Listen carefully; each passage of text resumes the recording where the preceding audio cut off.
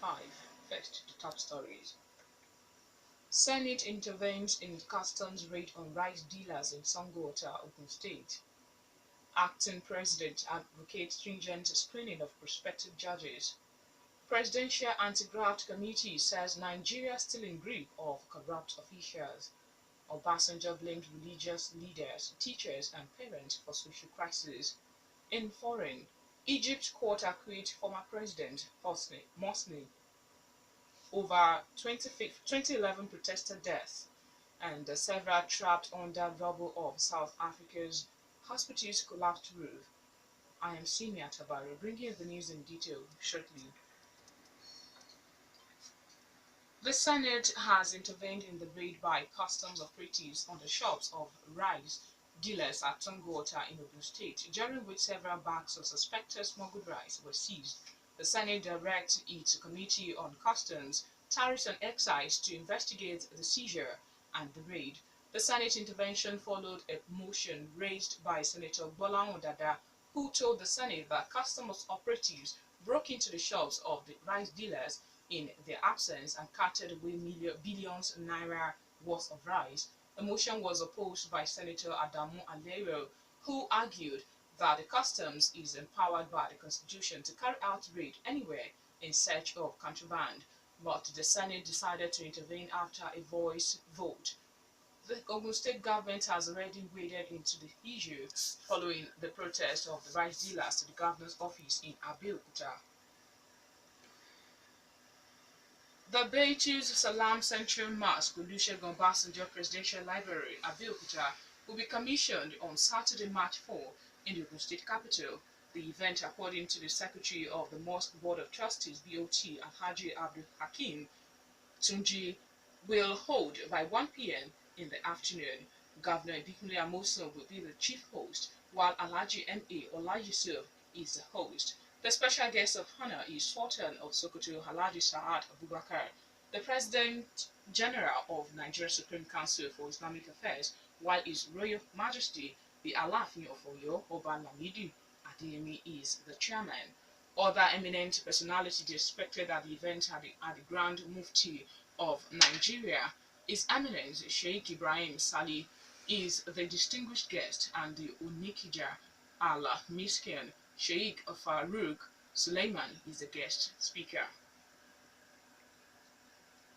Acting President Yemi Osinbajo has called for a fresh approach in the screening of candidates for appointment as judges of High Court to protect the integrity of the judiciary. Osinbajo, who made the call in Abuja at the National Dialogue on Corruption, suggests that apart from screening by Department of Security Service, candidates for the post of judge should undergo a test and further investigation, citing the UK system which Nigerian judiciary was murdered after.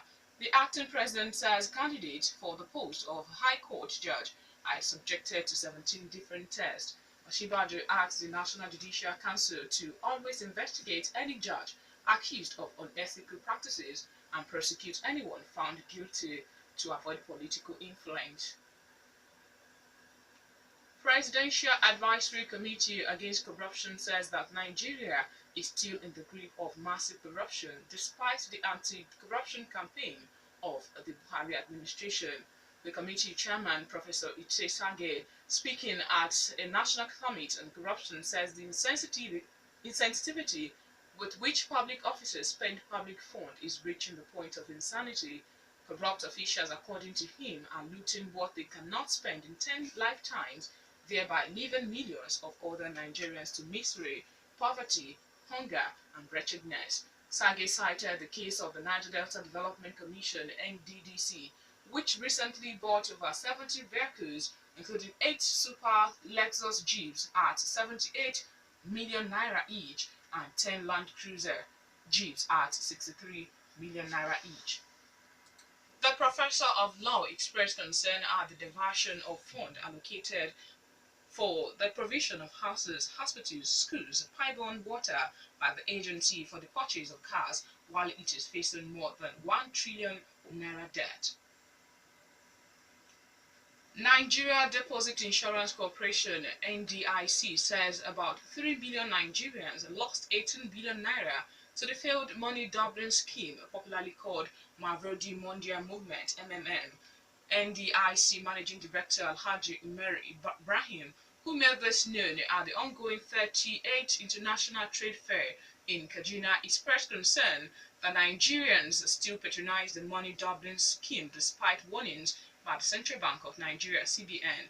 Ibrahim, represented by the corporation's Deputy Director of Corporate Affairs, Hadi Suleiman, explains that the creation, usage, or trading in the money Dublin scheme in form of virtual currencies such as Bitcoin, Ripples, Dogecoin, and OneCoin as currencies are not authorized by CBN. Former President Olusegun Obasanjo has blamed the religious institutions, parents, teachers, and community leaders for the delinquencies and loss of value system in Nigeria. Obasanjo says they are not living up to the expectations.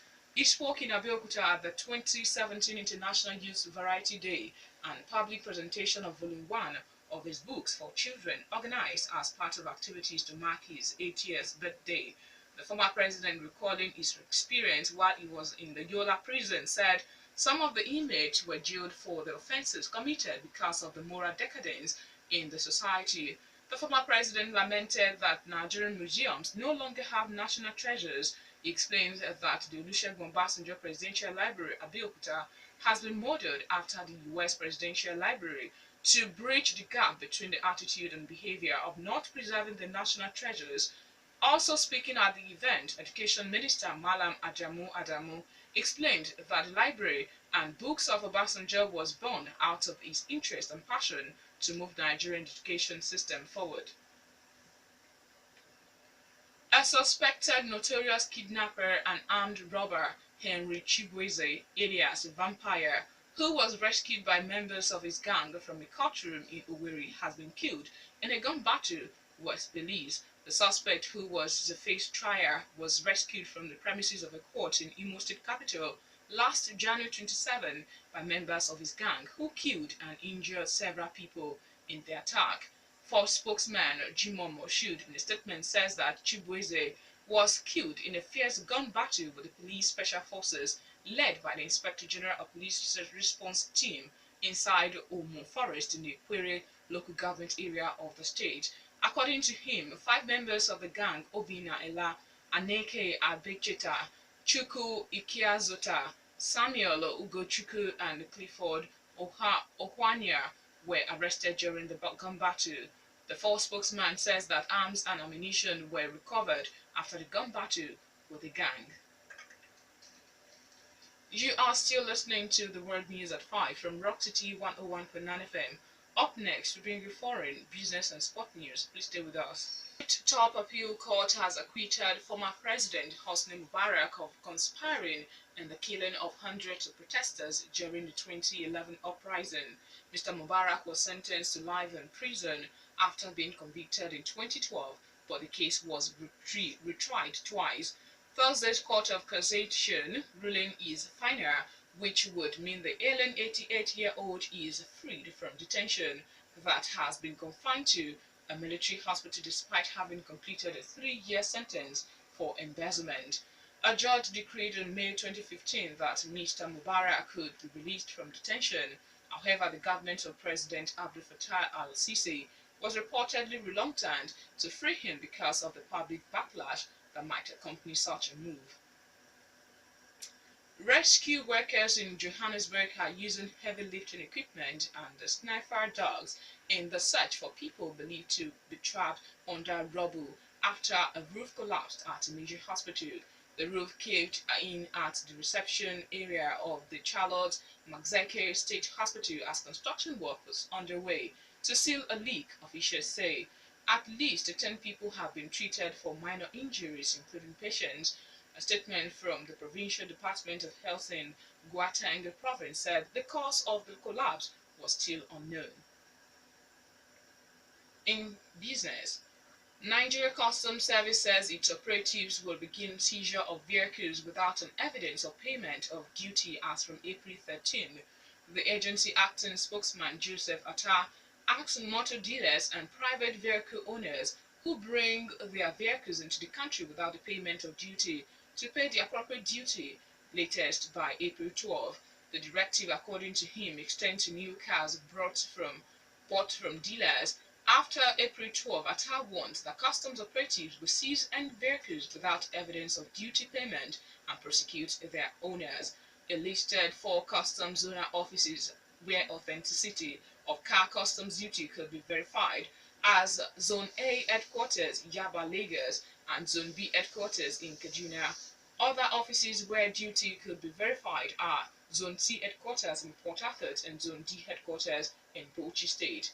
Atta said that any vehicle owner in doubt who was not sure of the authenticity of his customs document could approach the above zones closest to him to verify. Finally, sport news. Brown Ideye has been handed the number 39 shirt after joining Tianjin Teda from Olympiacos on Tuesday. The forward, who started his career at Bayelsa United, secured a move to the Chinese Super League side after agreeing terms with Jim Pakeko's men. His compatriot Genobi Mikel has also received the number 10 shirt. The Super Eagles captain left on a free transfer, having been allowed to depart the Premier League club after failing to make an impression on the first team under Antonio Conte, who took charge in the summer. Tianjin Teda began their campaign in the Chinese top flight when they faced Changdong Luneng Jinek Olympic Sport Center Stadium on March 4. That was the world news at 5, and just before we go, the major stories once again. Senate intervenes in customs raid on rice dealers in Sangwater, Ogun State. Acting President advocates stringent screening of prospective judges. Presidential Anti-Graft Committee says Nigeria still in grip of corrupt officials. And Obasanjo blames religious leaders, teachers, and parents for social crisis. On the foreign scene, Egypt court acquitted former president over 2011 protested deaths. Several trapped under rubble of South Africa's hospitals collapsed roof. For more stories and to listen to us live, please log on to our website www.rockcityfmradio.com/live. Thank you for listening. I am Seniat Abaru. Good evening.